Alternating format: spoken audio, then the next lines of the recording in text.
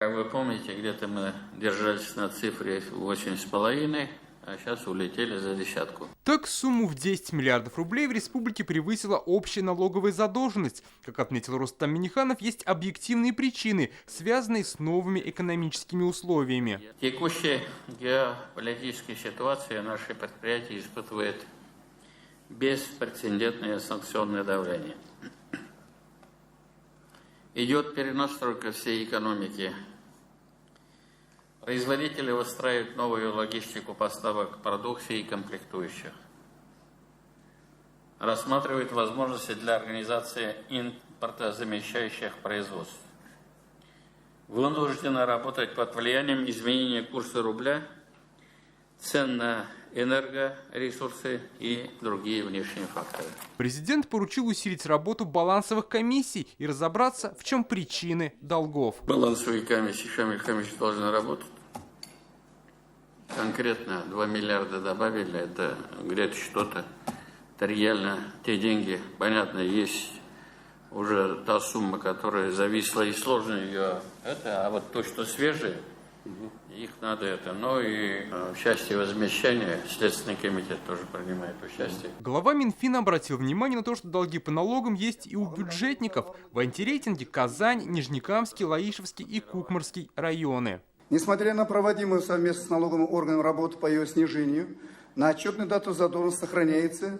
Прошу Министерство и ведомств, муниципальное образование предпринять меры по погашению задолженности вашими сотрудниками с учетом того, что заработная плата в республике бюджетным учреждениям выплачивается своевременно. По итогам первого полугодия в консолидированный бюджет Татарстана поступило 230 миллиардов рублей. Это почти на четверть больше, чем годом ранее. Основную прибавку дали налог на прибыль, добычу полезных ископаемых и НДС. По объему налогов Татарстан – лидер Поволжья. Несмотря на разворот санкций, в июне поступления в консолидированный бюджет республики возросли к июню 2021 года почти в 1,5 раза, что говорит о высокой устойчивости экономики Татарстана к конечным шокам.